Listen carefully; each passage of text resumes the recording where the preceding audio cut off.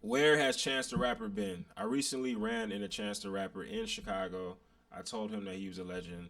You guys can catch that video on my channel. But he is dropping an album, so we're just gonna dive right into this interview. Where has Chance the Rapper been?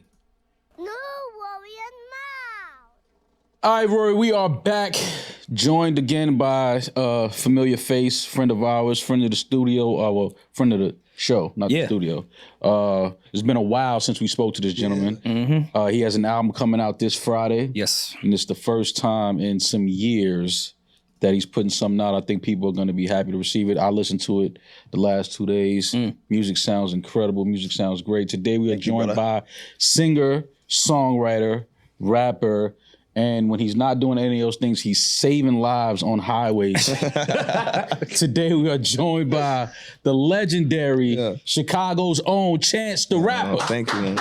That was one of those things I felt like was in the simulation when you guys reminded me. It's like, you remember when Chance saved somebody's life? I was like, no, I forgot all about that shit.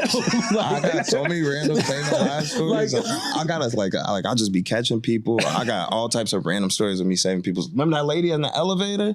We just was at some shit, bro. We was just at some shit. We was at a haunted hotel. So we went to this haunted hotel. This lady was helping us, like taking us to Was it the a bottom museum floor. or you was staying? No, it's like a real hotel. It's called what is that shit called? The Chateau Maman. You ever heard that? Chateau Maman. Wait, that's in LA, right? Yep, it's in LA. Is that the one where the girl died in the... I think hella people died at this shit. Yeah. I'm sorry. If this ends up being bad, we can take it out. No, but I think it's going to be fun. I think This it's is gonna be great. funny. Death is great. But basically, we was, this lady was taking us downstairs to I think to leave. And when we was waiting in the room, she knocked on the door. So I'm like, I heard somebody knock. Let's go check. When I open the door, the lady is literally getting crushed by an elevator. It's one of them old elevators too. Not like a sensor. It ain't no sensor on this joint. It's just But the doors are closing? it was crushing her in the door. And I had to fucking use my Spider-Man strength to pull that shit off of her. But merch, I saved somebody's life this year, less than 3 months ago. That's one separate from what you was talking about. That's one of those things in the plot in the movie. He goes to the lobby and that elevator hasn't worked in 50 years. literally, It was a ghost the whole time. Literally, that's what I felt like. Or the lady that he told me she died 30 years ago. No, that's what I'm saying. Yeah, She hasn't been that's alive one of those in 30 film large years. Marge sent you moments. I'm dead. That's hilarious. But it's good to see you, man. How you feeling, man? Last 6 years, where have you been? It's So much. We feel like so much has happened in the last man. year. As a person, as an artist, I'm sure things are a lot different. But how you feeling? The album is done, is completed. I know for artists that's like a journey in itself. It feels But it's good. been a while for you, 6 years. But you've worked on music. You've written music in the meantime. But I've been releasing with my fans. So 6 years is a long time. And every time I hear that, it sounds so crazy to me. But so much of that time, It's a long time, but it's really not. It's not. It's But weird. it is Add though. I got COVID. kids telling me man, the last time you dropped, I was in grade school. Yeah. I'm a grandfather. I'm a pappy now. You know what I'm saying? It was so it does feel like a long time, especially in that now that I'm getting closer to the release, I'm getting back to that feeling of people just coming up to me in the street being like, yo, I'm excited for your project. And that shit, that's a great feeling. So I feel like in this time from, all the little Lucy releases that I put out, all the art collaborations, we were in museums, we put on a festival in Ghana for 52,000 people. Incredible. We did a lot of things that were all still in line with this album and what the album talks about, what the album's promoting. And so it feels like we were in a hyperbolic time chamber, training hard as fuck and doing little side missions. But then now the pop out, when now people see it and it's damn, he just damn near came off a mountain. He just came back. And with this, I feel like the writing, y'all heard a lot of the subjects, but even and I think it takes a few listens to hear, but a lot of the literary references, a lot of the poetic references, especially for I think some of my fans that are in the literature, or in the writing, or in the poetry, you'll see that I'm pulling from a lot of areas that I wasn't pulling from in my earlier works. Yeah. So I feel like this 6 years has been me doing push-ups for 6 years straight. I mean, I think it's by far the best rapping you've ever done. Yo, I mean, thank you, man. Music I is agree. subjective, but as far as just rapping, No, this the is music definitely is fire. the The music is best incredible. Yo, thank you, man. rapping you've done. Was the 6 years, was that a conscious decision or that's just how life No, I definitely wanted to be less talented than that, for sure. But I feel like what I was trying to do was I was trying to create moments. There was I feel like I look at it in like 3 sections. So there was the film journey, which like, and all of these like, they like, permeate throughout the whole thing. But I was learning a lot about cameras and like getting to like figure out how I wanted to see myself in my music. Cause like music videos is like the best way to get to people. It don't got necessarily a huge financial return on investment, but in terms of like how people hear music for the first time, a lot of times it'd be on Instagram. You know what I'm saying? The other side to it is hearing it in the club, but like you're gonna see that shit on TikTok, you're gonna see it on Instagram, you're gonna see a music video before you just hear it. You know what I'm saying? So I focused a lot on like learning how to use a camera, how to, direct, how to edit, how to cinematography is like the big thing that I'm like really into now is like learning how to light people, learning how to frame it in composition. So I spent a long time doing that. That's when I started doing my first, I guess you could call singles for Starline, was self-directed videos for like singles and stuff. And then I feel like around like 2022, 2023, I started focusing a little bit more on like, how do I like make big moments for these singles? So I started working with museums. I started working with painters and like, people across different mediums to figure out how, like I just said, that visual element, how do I make it so that people can feel this music beyond what I'm writing? Because it's very dense verses. Like even what people like on their first listen, like, my family and my friends have lived with this music for a long time. Some of these songs have been around since 2020 or 2021, I mean. And they'll tell me 5 years later, like, bro, was you saying this on this song? I'm like, yeah. They like, bro, I feel you now. Yeah. So I think it's like, feel you now. You feel me? Like, it's very compacted. So it's like, I started working with artists and like different people that just understand visuals a little bit better than me on how to like, have a more layered conversation on something I'm trying to talk about. And then I feel like just this final little last piece of it has been, really just like, I guess, figuring out how to bring my fans in. So I started working with what they call sensory experiences. So like doing, AV or audio visual experiences where I use like projectors and lighting. And how I be having my raps on the screen now. Like that's my literal visual language.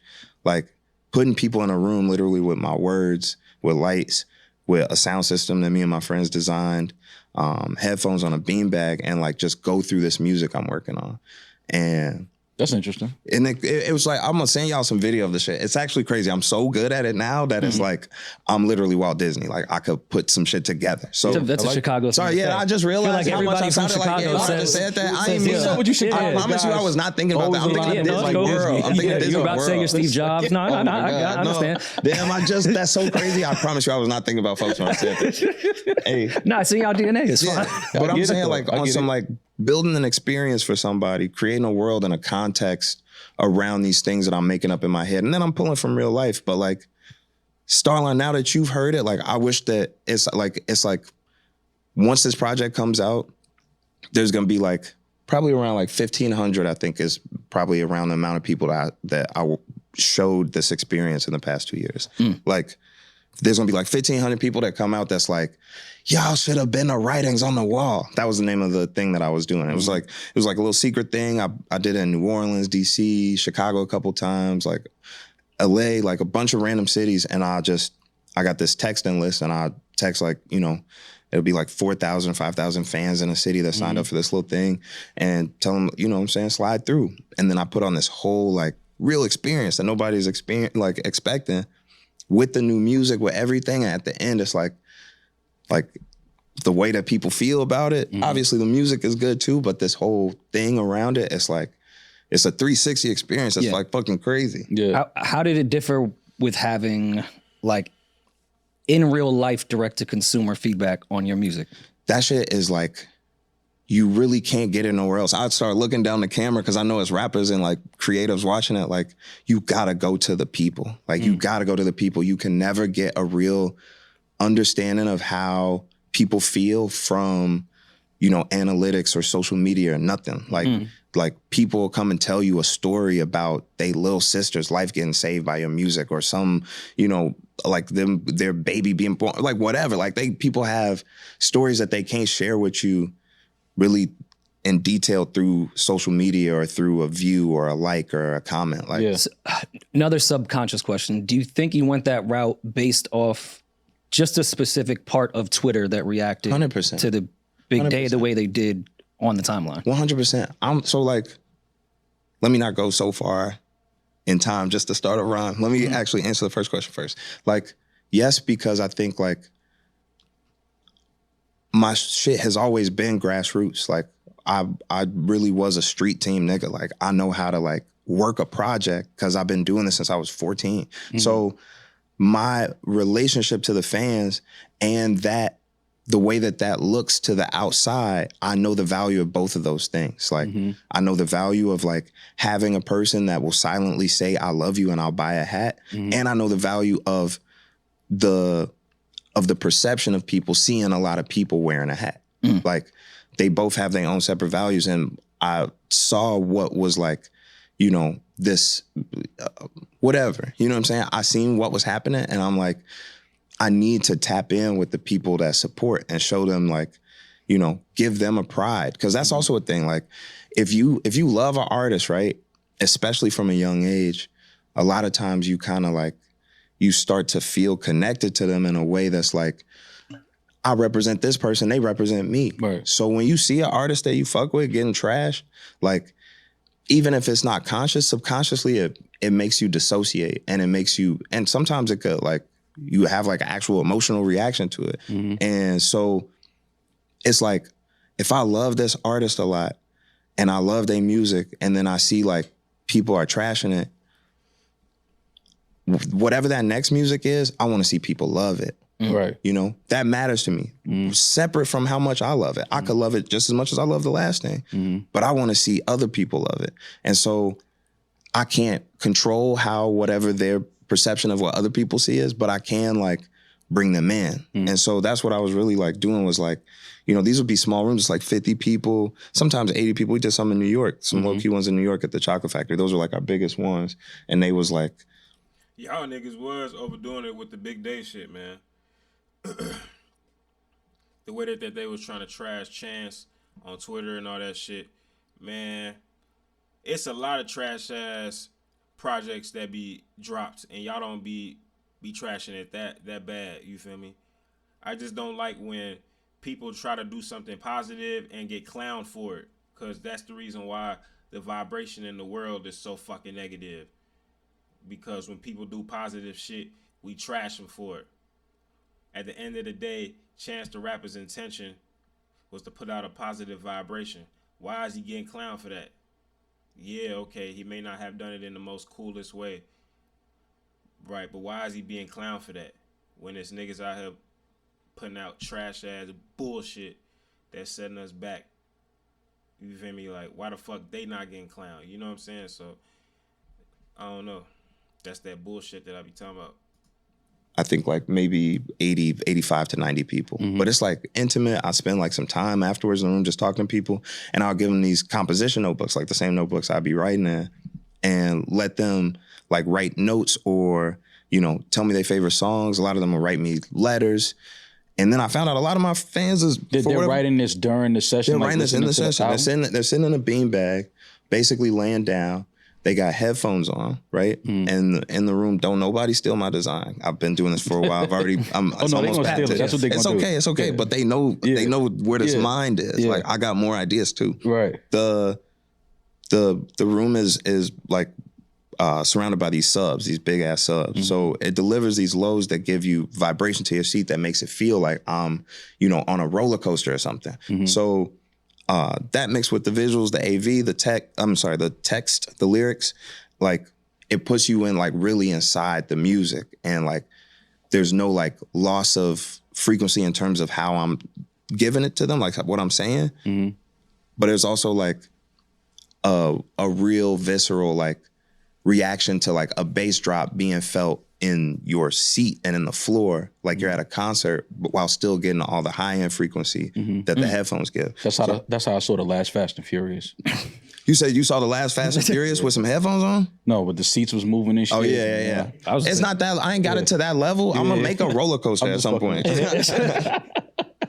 This sounds like my sound journey. Yeah, no, definitely. That's exactly what it is. Yeah. But so now you give them the notebook and you take the notebook back at the end and you read everybody's. I asked them to tear out whatever they want to leave me with and keep whatever they want to keep for themselves. So like, sometimes people write personal things. Like I don't always tell them I'm gonna collect it either. So like at the end, I'll be like, hey, if there's any note that you wanted to give me, you could tear it out, but I want you to still keep journaling. Cause a lot of my fans is creatives too. So like I was just saying like, so many niggas, I'm telling them, write me notes. It's hella beautiful portraits and shit that they're drawing in the dark, like in the room. Cause they, for whatever reason, a lot of my fans is be on some creative That's a shit. different level of connection to your audience though.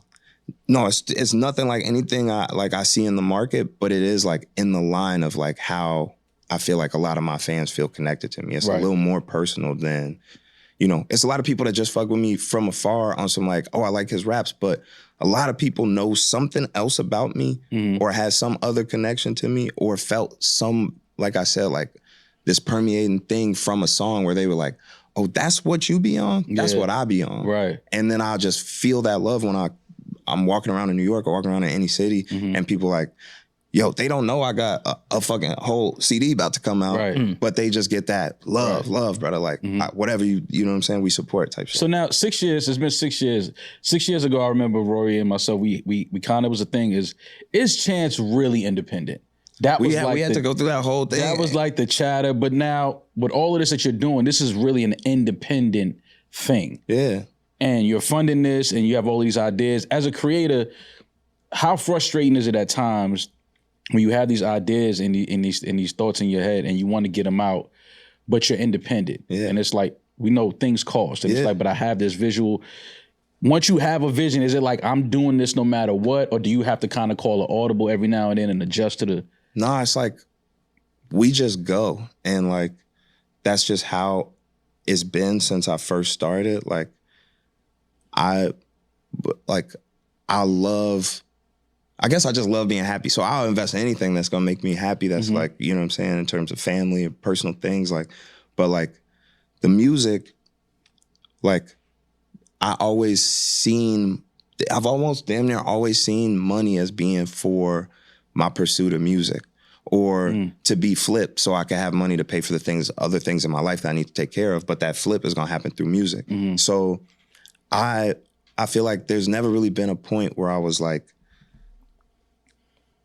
oh, like, I mean, I'll get that. That's not a good investment because I just got to look at my actual life. Like, all my money is one money, basically. Yeah. So it's like it definitely like what I have is going to make a decision in like what I can do. But I also say this all the time. Like, I go broke all the time. I go broke and get it back because also I believe in Jesus. Right. But like, there's like a certain, investment in self that I think every artist that really loves this shit feels, you know what I'm saying? And I think the only time that people don't is like,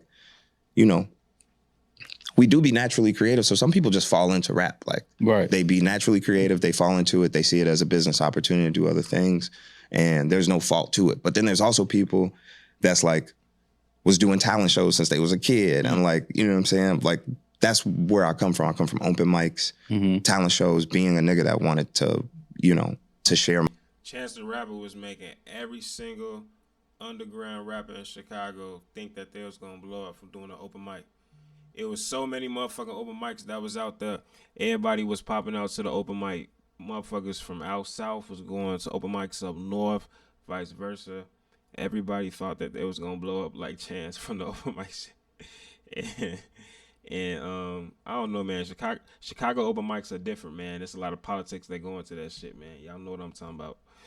My art and felt like it was important for me to be in front of a mic. Yeah, I hear that. So, I mean, was the approach different with this one based on any feedback? Not only with what you were doing with your fans, but also the perception of people that maybe aren't even a Chance the Rapper fan, but they are a social media fan and will just add on to the mob mentality of when something catches.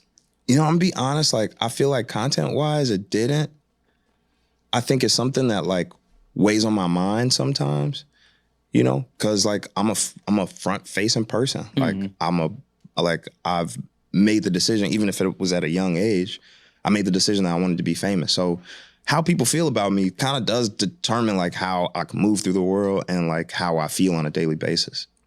When it comes to the raps, I feel like I think it shines through, but it'll also like, I'm gonna just say my point. Basically, like, I feel like a lot of the content on the record is more, you know, about the world at large. It's not a lot of like, there's like one song kind of where it's like, y'all tweaked on me.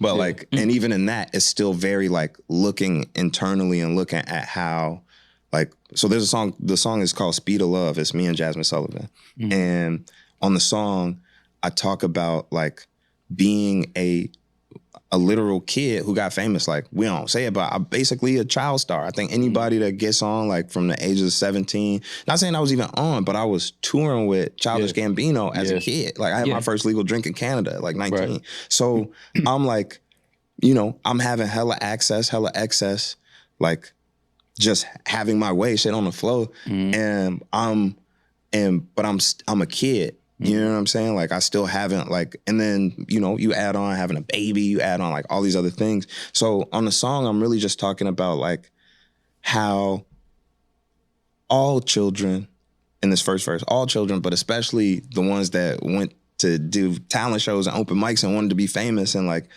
kids like Bieber that was playing drums as a kid, like we searching for love. Like we really want love, probably more outwardly and proudly and openly than the average person. And because we get so much adoration or adulation, like one of those words is wrong. So sorry, I don't know which one it is. It's okay. But because we get this other form that's like, it is love, but it's a different kind of love. Like it can like, it presents challenges for us just in like interacting and operating and how we present ourselves. And sometimes it's like, it's not a boo-hoo story, but like just because of capitalism, just because of like consumerism, just because of how we present to these cameras, like people look at us like trading cards. Like our value goes up and down based on our takes and our most recent song. And like, and so like within that, like you feel a certain like, you feel commodified or like dehumanized a little bit, especially if it's negative. Like when it's positive, then it's like, it's all good. Yeah, it's love. It's like, you know what I'm saying? Even if you get tired of the meet and greets and tired of everything, it's like, I gotta be grateful. I gotta be grateful niggas love me. But when niggas start saying a lot of things about you or you feel like these niggas ungrateful. It's not even ungrateful. It's like, for a nigga that's like I said, like if you really grow up in it, then it's like, well, what's wrong with me? You know what I'm saying? And I feel like that's something I had to work through. So overall, to answer the question, I feel like a lot of the songs are still pointed. Like I'm on this Starline journey. And when you listen to it, you hear the radical, you hear the self-determination, you hear self-love, you hear a lot of those things that are like within that, like that journey that I've been pushing to my fans and like the story I'm trying to tell. But then there's still like, and that vulnerability will interweave and be like, okay, these are places that I fucked up. These are places that I want to grow. These are things that, or this is how y'all tweaked on me. Like this is where, like, even to my friends, that same song, Speed of Love, has like a whole verse about my friends and where they chose to, how they chose to use their voices or to like support me in certain times. And like, to me, this is the best place to do it, even though I don't be saying names in it, but even though it's public, it's like sometimes, especially for the creative, like, you gotta put that shit on wax. Like you gotta not just express yourself and not just record yourself, but you gotta publish. Like gotta put it out. I mean, you tied it in with the Badu quote on that record. Yeah. How's the exact bar go with that? Man, Erykah Badu, one of my favorite poets, favorite lyricist, favorite, obviously vocalist, performers, everything. She has a piece that she did on Def Poetry Jam called Friends, Fans, and Artists Must Meet. And at the beginning of each verse, she says that same line, friends, fans, and artists must meet. Which one are you? Which one are me? And the first verse or first section of the poem, she talks about, she says it from the perspective of a fan. And they're like, man, I just want to meet her after her show. I loved her new song. It was dope. Ooh, like, I hope she don't forget about me when she gets so big. The second verse is from the perspective of her friends. And her friends on it is like, this bitch want us to carry her luggage. She late for all the trips. She got all this money. Like, she ain't gonna have no money when her shit don't sell. Like, it's like, And then the third verse, my favorite one, she like flips the notepad in the air and she's speaking from her perspective or from the perspective of an artist. And she's like, niggas don't know, like when after taxes come, I'd be back broke trying to figure shit out. People don't know the struggles I go through just trying to write a verse that will appeal to all these different people that you feel responsible for. Like, they don't know all of these things, and this is my perspective. But Niggas don't know the struggle, man. I always loved that piece since I was a kid. And so like that really drove that was my closest connection to how I felt was like, you know, I have to address different things that I feel important to talk about. Not necessarily just the things that people think I need to, you know, like like I said, I got a lot of fans that's like, Chan, you better put out a record that's stepping on their necks. And it's like, this is stepping on their necks for sure. It's stepping on everybody. But it's also like, I'm doing it how I want to do it, and I'm talking about what I want to talk about. Right. Yeah. And I mean, I think you're... Man, there you guys have it, man. Y'all can watch the rest of the interview over there on Rory and Maul's channel. Shout out to that boy Chance. He back. He dropping a new project. Salute you, brother. You a legend.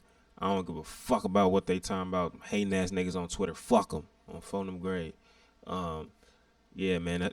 That's how I feel about it. Make sure that you like this video, though.